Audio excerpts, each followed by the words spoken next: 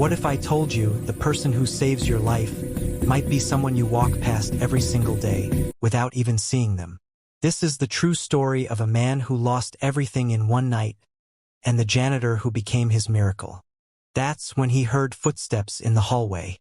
Slow, steady footsteps followed by the quiet squeak of wheels rolling across the floor. David looked up, confused. Who could possibly be here at this hour? A woman appeared at his door pushing a cleaning cart.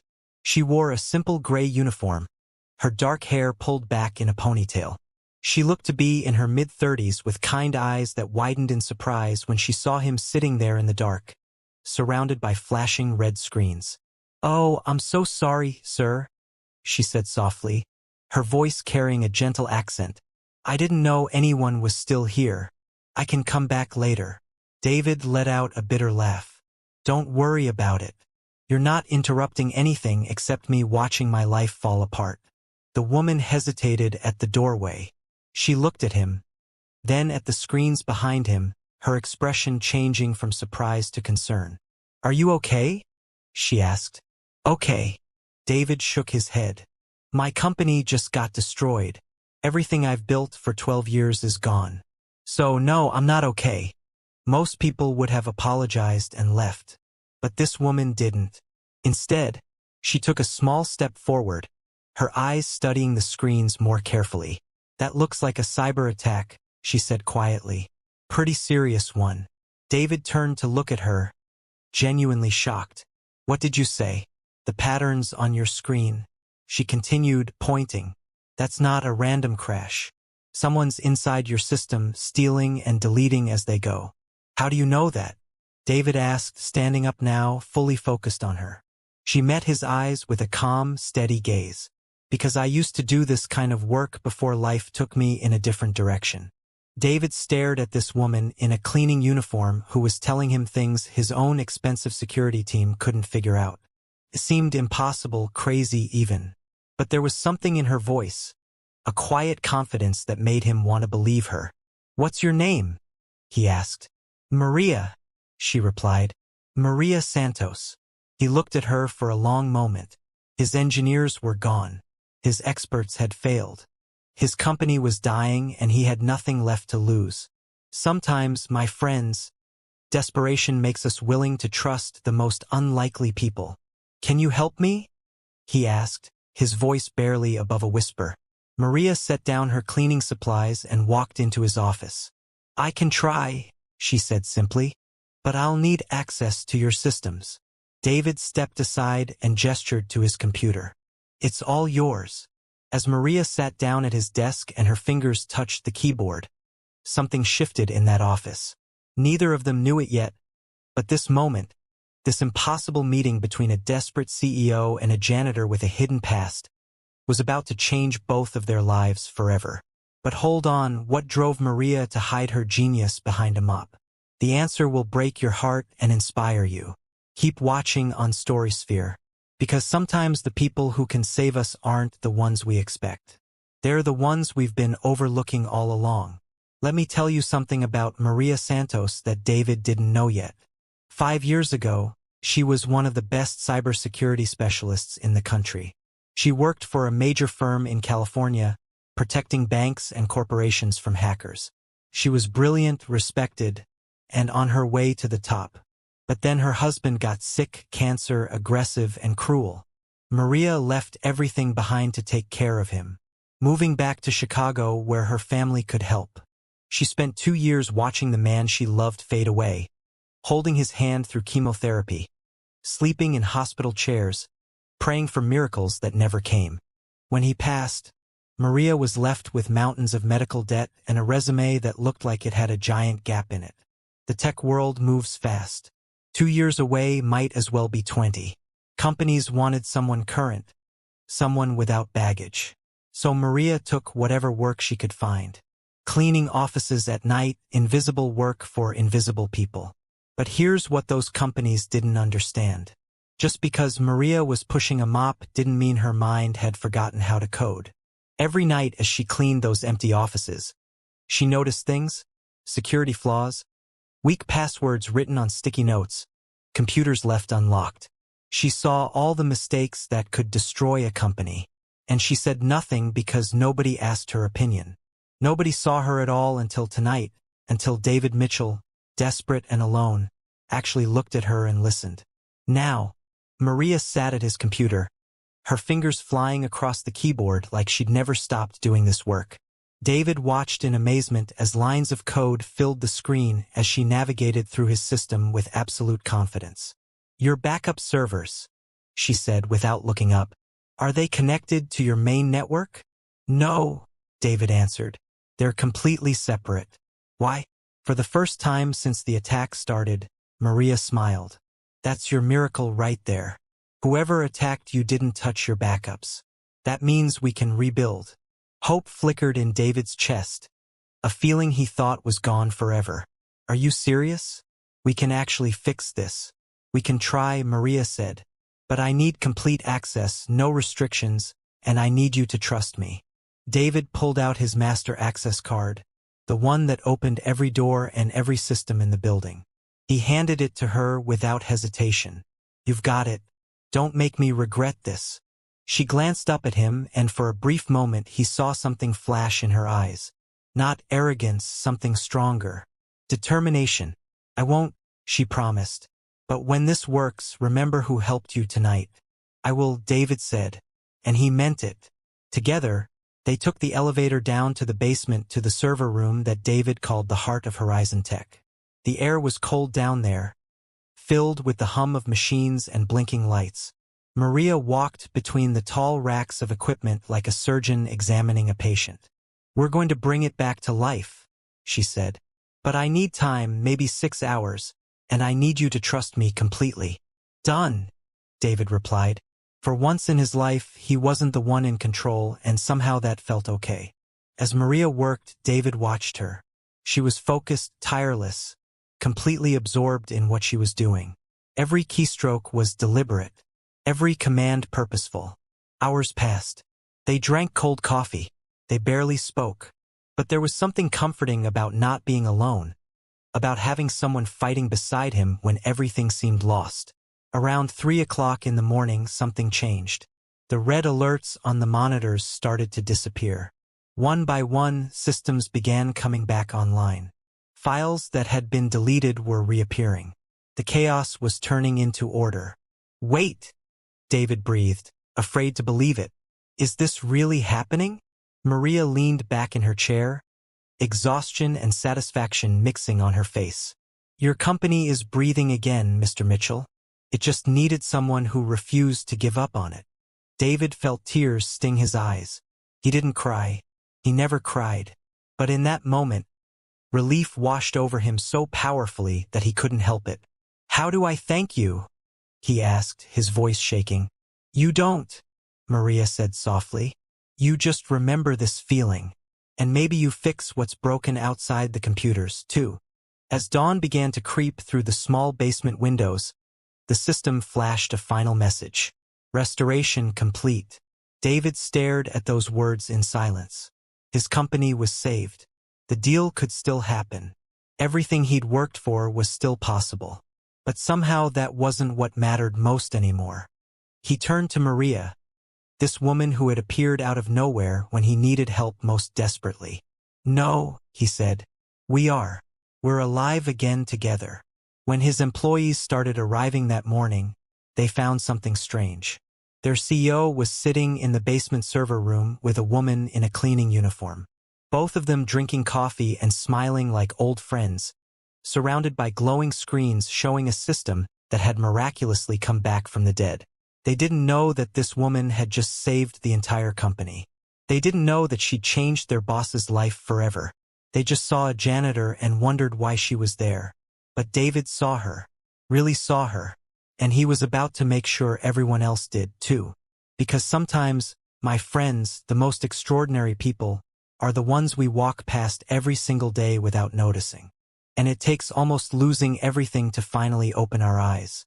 The next morning, David called a meeting with his senior team. The boardroom filled with confused executives, all wondering why they'd been summoned so urgently. They'd heard rumors that something had happened overnight, but nobody knew the full story. David stood at the head of the table, and beside him stood Maria. She was still wearing her gray uniform, her hands clasped nervously in front of her. You could see the uncertainty in her eyes. She didn't belong in rooms like this, and she knew it. "I want to introduce someone," David began, his voice steady and strong. "This is Maria Santos. Last night, while everyone was at home, our company was attacked. Someone tried to destroy us from the inside. And this woman right here, she saved us." The room went silent. People looked at each other in confusion. Some looked at Maria with skepticism. A janitor saved the company. Thomas Reed, David's chief technology officer, crossed his arms. He was a tall man with an expensive suit and an expression that said he wasn't impressed. "You're telling us that the cleaning lady fixed what our entire IT department couldn't handle?" David didn't blink. "That's exactly what I'm telling you. And starting today, Maria is going to lead our new cybersecurity division. She reports directly to me." The murmurs around the table grew louder. Thomas's face turned red. "This is insane, David. You're putting our entire company's security in the hands of someone we don't even know." "I know what I saw," David replied firmly. "I know she worked through the night to save this company when no one else could. That's all I need to know. This discussion is over." He walked out before anyone could argue further, and Maria followed him, her head held high despite the hostile stares burning into her back. In the hallway, Thomas caught up with them. "You're making a huge mistake," he said in a low, angry voice. "You don't know anything about her background, her credentials, nothing. This could destroy us." David turned slowly. "What could destroy us is not recognizing talent when it saves our lives. Maria has earned this position. End of story." He walked away, leaving Thomas standing there, jaw clenched, watching them go. That afternoon, Maria returned to Horizon Tech. But this time, everything was different. She had a new badge, new access, a new office. The same people who used to ignore her when she pushed her cleaning cart now stepped aside when she walked down the hallway. Some nodded respectfully. Others whispered behind her back. But Maria kept her head high. She knew what she was capable of. Now she just had to prove it to everyone else. David gave her space to work, and work she did. For weeks, Maria rebuilt Horizon Tech security from the ground up. She implemented new protections, trained a small team of loyal engineers, and slowly earned the respect of those willing to give her a chance. The company's recovery became news. Investors returned. The big deal was back on track. Everything seemed to be falling into place, but Maria couldn't shake a feeling that something was wrong. Late one night, as she reviewed the system logs, she noticed something that made her blood run cold. Strange activity, unusual access patterns. Someone was still poking around inside their network, testing defenses, looking for weaknesses. Someone inside the company was still working against them. She immediately went to David's office. He was there late as usual, reviewing reports. When he saw her face, he knew it was serious. "What's wrong?" he asked. Maria closed the door behind her and pulled up her laptop. "Someone inside Horizon Tech is still accessing our systems illegally. These signatures match the original attack. Whoever tried to destroy us the first time, they're still here." David's expression hardened. "You're saying we have a traitor?"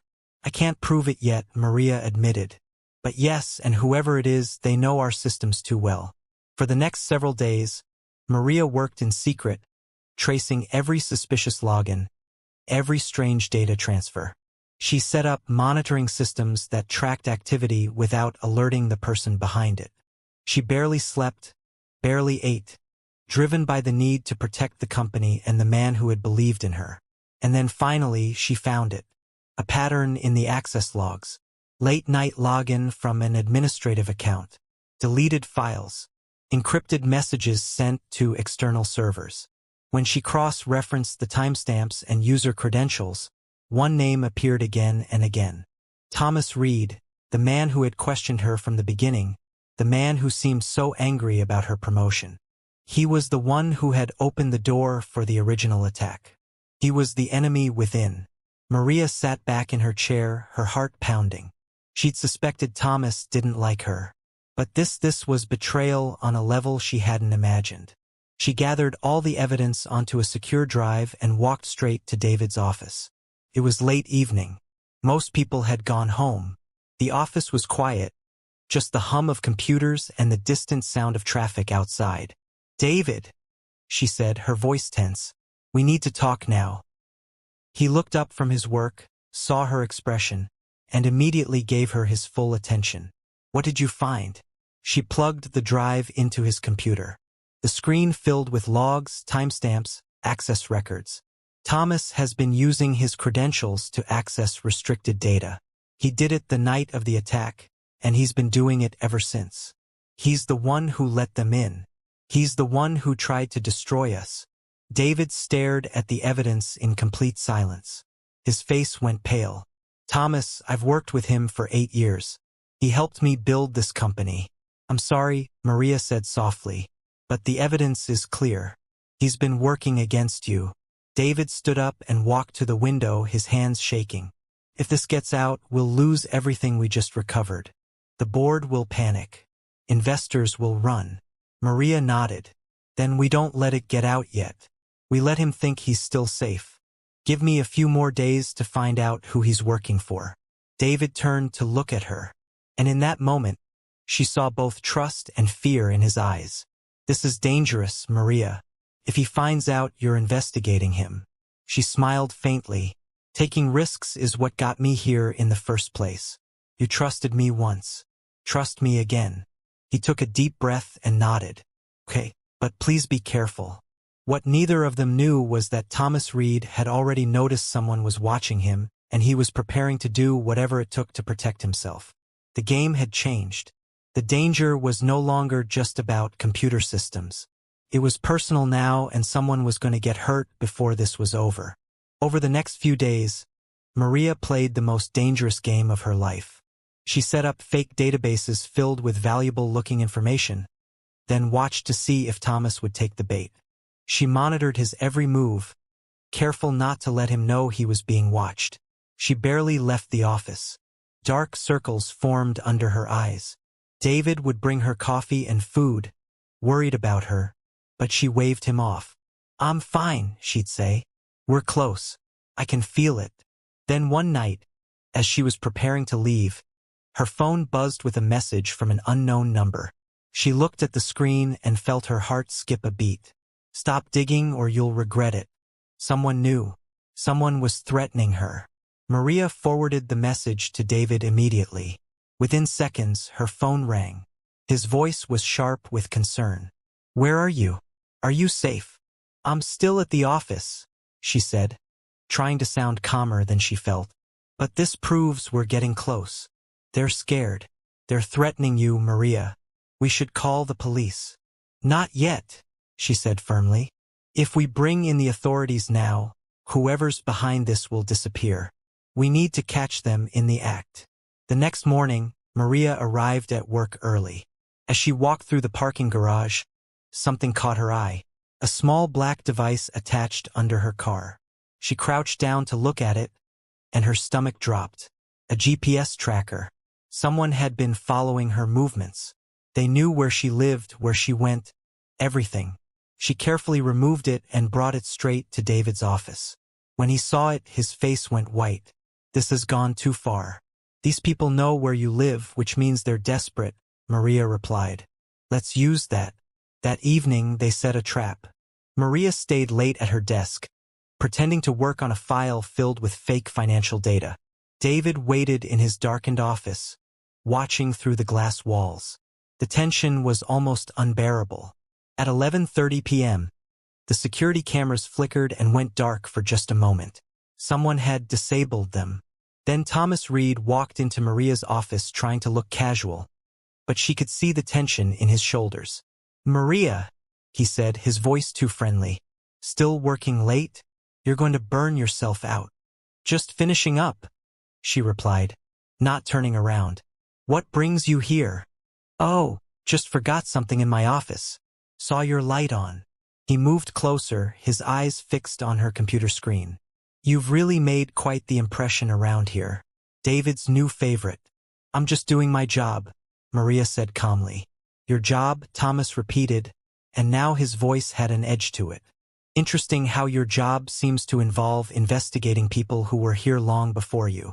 He reached toward her computer. That's when David stepped out of the shadows, turning on the lights. It's over, Thomas. Thomas froze.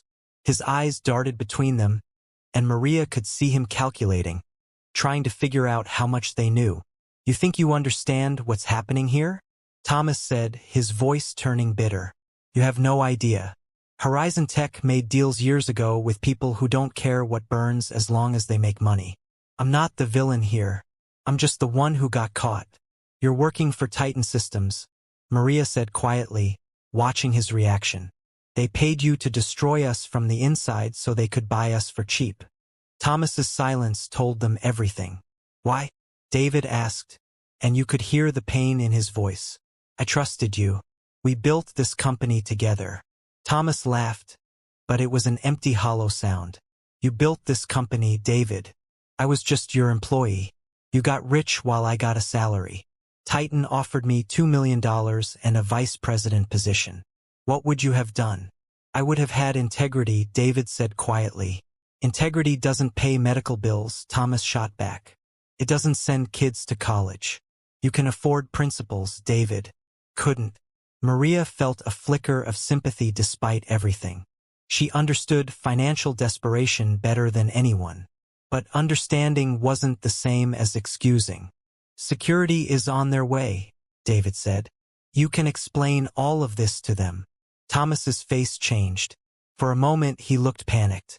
Then he shoved past David and ran for the door. David started to chase him, but Maria grabbed his arm. Let him go, she said. We have all the evidence we need. He can't run far enough to escape this. But Thomas knew the building too well. He reached the stairwell and disappeared. By the time security arrived, he was gone, and all the security camera footage had been wiped. Maria and David stood in the empty office, the weight of betrayal heavy between them. I should have seen it, David said quietly. I worked with him for 8 years and never noticed. People are good at hiding when they need to be, Maria replied. But we found the truth. That's what matters. She pulled up her laptop one more time and showed David the trail she'd uncovered. The money transfers, the encrypted emails, the connection to Titan Systems, everything led back to them. This is bigger than Thomas, she said. Titan has been trying to take over Horizon Tech for years. They've been paying people inside our company, maybe even some of our investors. They want to destroy us from within. David ran his hand through his hair, exhausted. So what do we do now? Maria closed her laptop and looked him straight in the eye. We expose them, all of them, but we do it right with lawyers and evidence and the media on our side. That could destroy us, David said. The scandal, the publicity, or it could save us, Maria countered.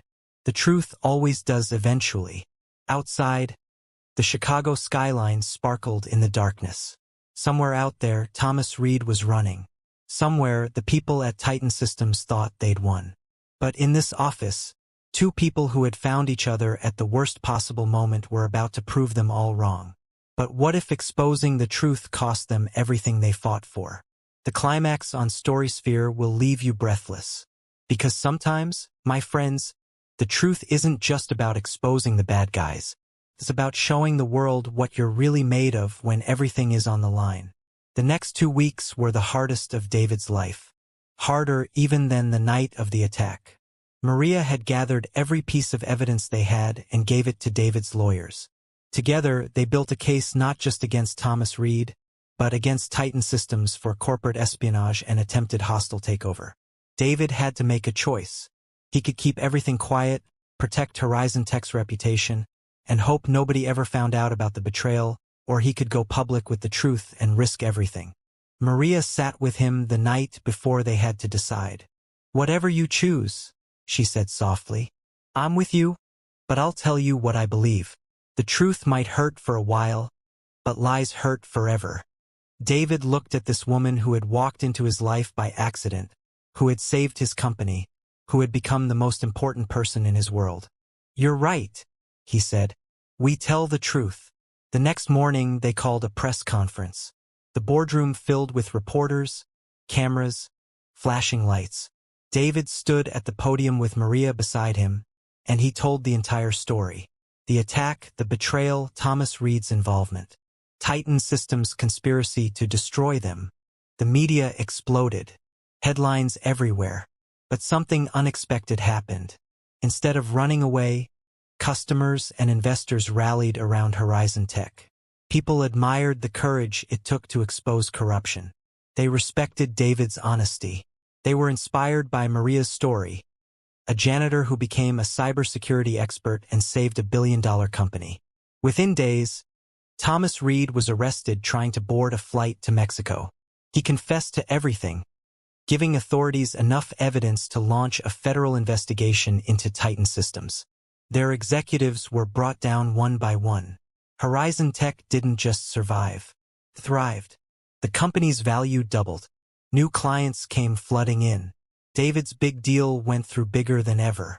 But the most important changes happened quietly in moments nobody else saw. 3 months after everything settled down, David had the old server room where Maria first saved the company renovated into something special. He brought her down to see it. And when she walked through the door, she stopped in her tracks. "The Santos Innovation Center," she read aloud, seeing her name on the wall. Tears filled her eyes. "David, you didn't have to do this." "Yes, I did," he said softly. "This company exists because of you. I exist because of you. You didn't just fix our computers, Maria. You reminded me what really matters." She turned to him, wiping her eyes. "And what's that?" "People," he said simply. "Not money, not power. People who care enough to fight for something, even when they have every reason to walk away."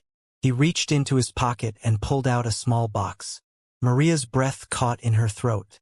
"You once told me that you just wanted to fix what was broken," David continued, his voice shaking slightly. "Well, I was broken, Maria. My whole life was broken. And you fixed it not with code or computers, but just by being who you are." He opened the box. A simple, beautiful ring sparkled in the light. "I don't want to lose you," David said. "Not as my colleague, not as my friend. I want you to stay because you choose to stay, because you want to build a life with me." Maria looked at him. This man who had been arrogant and lost when she first met him, who had become humble and found through everything they'd endured together. "I chose this a long time ago," she said, smiling through her tears. "You just took a while to notice." David laughed, slipping the ring onto her finger. "Then I'm finally paying attention." They stood there in the center they'd built together, surrounded by the hum of machines and the glow of screens. And they knew that this was just the beginning of something beautiful. The story of Horizon Tech's recovery spread far beyond Chicago. It became more than just a business story. It became a reminder that sometimes the people who can change our lives are right in front of us doing work we don't even notice. It became proof that redemption is possible, that trust matters, and that courage isn't about never being afraid. It's about showing up anyway. Maria Santos, who once cleaned offices invisible and overlooked, became one of the most respected voices in cybersecurity. She spoke at conferences, helped other companies protect themselves, and never forgot where she came from. She kept her old uniform hanging in her office as a reminder that worth isn't determined by a job title. David Mitchell learned to see people instead of just employees. He learned that vulnerability isn't weakness, that asking for help is strength, and that the best partnerships are built on respect, not hierarchy. On their wedding day, 6 months later, Maria wore a simple white dress and David wore a suit. They stood in a small chapel with their closest friends and family. And when the officiant asked if they had anything they wanted to say to each other, Maria spoke first. "You saw me when I was invisible," she said, her voice steady and strong. "You trusted me when you had no reason to. You gave me a second chance when the world had forgotten I existed. That's the kind of love that changes everything." David squeezed her hands, his eyes bright with emotion. "You taught me that miracles aren't things that happen to us. They're people who refuse to give up on us. You are my miracle, Maria, and I promise to spend the rest of my life being worthy of that." as they walked out of that chapel together, hand in hand, starting a new life. The sun was setting over Chicago. The same city that had witnessed David's lowest moment was now witnessing his greatest joy. And somewhere out there, someone else was having their worst day. Someone else was feeling lost and broken and alone. But maybe, just maybe, they'd remember this story on Storysphere. They'd remember that the people who seem least important might be the very ones who save us. They'd remember that second chances are real. And they'd remember that even in our darkest moments, hope is just one encounter away. Because that's what this story is really about, my friends. It's not about computers or companies or corporate espionage. It's about the moment when two people at the absolute end of themselves found each other and realized that together they could build something stronger than either of them could alone. It's about looking at the people around us, really looking and seeing their value even when the world has decided they don't matter. It's about believing that tomorrow can be better than today, even when today feels impossible. That's the miracle, not the technology, not the money, not the success. The miracle is that we can save each other if we're brave enough to let ourselves be seen and humble enough to ask for help. David and Maria proved that, and they lived the rest of their lives making sure other people knew it, too. If this story touched your heart, I hope you'll carry it with you. I hope the next time you see someone society has overlooked, you'll remember Maria. And I hope the next time you're at your breaking point, you'll remember that sometimes salvation comes in the most unexpected packages. Because the truth is, we're all one bad day away from needing someone to see us. And we're all one moment of kindness away from being someone's miracle. That's the story I wanted to share with you today on Storysphere.